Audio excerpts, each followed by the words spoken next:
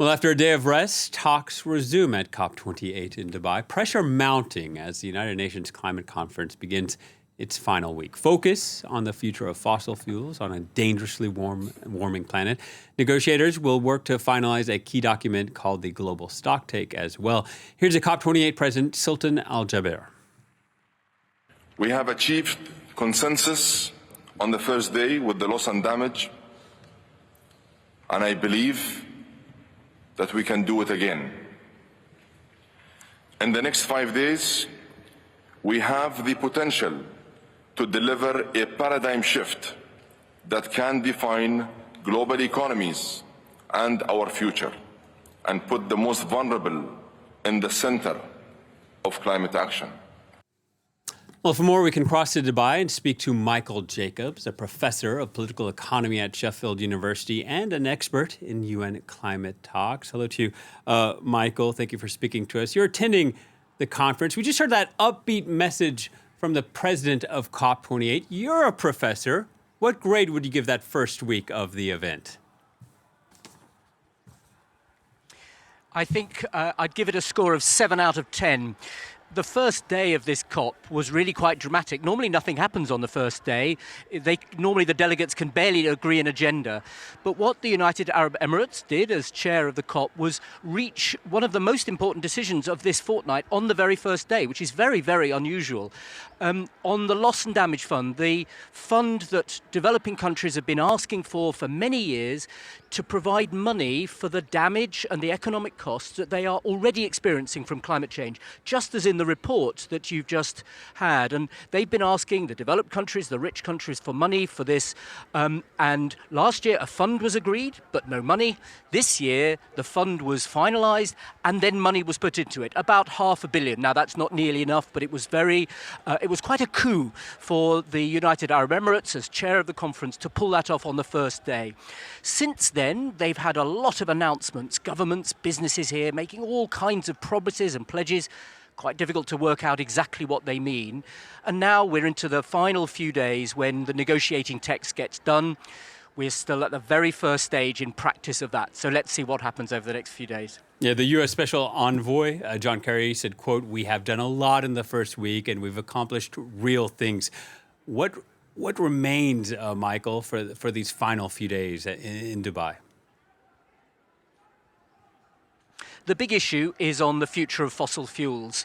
There's quite a lot of agreement here, as indeed around the world, where investment in renewables is happening very rapidly, that renewable energy, solar and wind in particular, should be increased. There will be a commitment here to trebling the amount of solar and wind and other forms of renewable energy. There's also quite a lot of agreement on energy efficiency. Everybody agrees on this. The thing they don't agree on is the reduction in the use and production of fossil fuels. That's oil and gas and coal. So the green stuff everyone thinks should increase. The brown stuff, the difficult fossil fuels, people are inevitably split because there are some countries that are big oil and gas producers, and the United Arab Emirates, where we are, is one of them. And there are countries, particularly the most vulnerable countries, the small islands, and the countries suffering the kind of climate damage that was seen in your report just then, who are saying the only way we can limit climate change to the 1.5 degrees that the world has said it wants to limit it to is if we phase fossil fuel out altogether over the next 20 to 30 years. That's the big argument that we've now got to have in these next few days. Yeah, so we're looking to see if there's this phase out coming out of Dubai. What sort of language would you want included? What sort of terms would mean any agreement would be watered down? What will you be looking for? Well, the way in which this has been phrased in recent COPs, particularly over coal a couple of years ago at the conference in Glasgow, was a conflict between the idea of phasing down fossil fuels and phasing them out. Now, in practice, there's not a lot of difference between those two things if you haven't got a date for phasing them out, but phasing out does mean ending fossil fuels.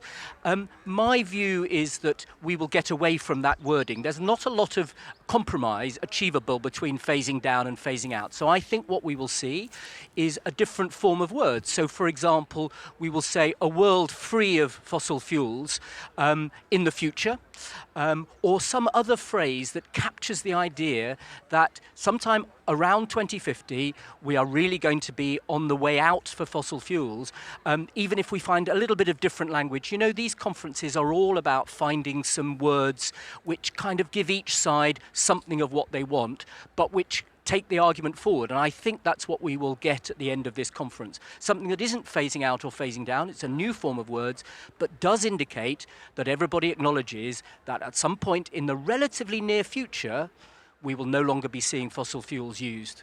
You rightly pointed out earlier that the UAE is one of the world's top oil producers. There's been some criticism that COP would even be hosted by the country. Do you share that, or do you think this is an important opportunity for a country like the UAE to maybe pivot? I don't think any country should be barred from holding a COP. We've had COPs in oil-producing countries before, Qatar only a few years ago.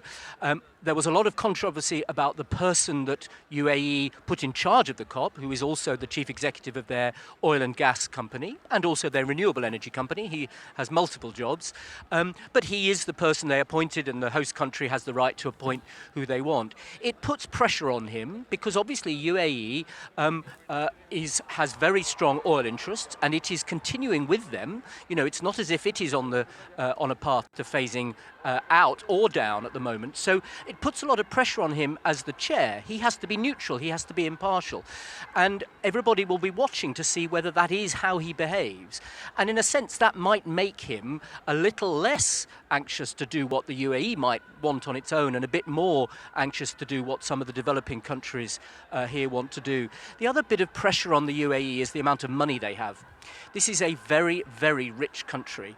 It's a high-income country with huge windfall profits from the rise in energy prices and oil prices over the last 2 years. So the UAE's annual revenues from oil is around 100 billion a year, and about a third of that last year was an increase on the previous year. That's the windfall that they've gained because of the rise in the price. That means that they could afford to provide much more money to the most vulnerable countries here than they have so far done. And I think some of the pressure here on them will be, let's show us some of this money that you've been earning. Let's give it back to the victims of the climate change that you are helping to cause. Michael, thank you very much for your time. Professor Michael Jacobs speaking to us from the COP28 Climate Conference in Dubai. Well, that's it from me. Stay tuned, though. Live from Paris continues at the top of the hour.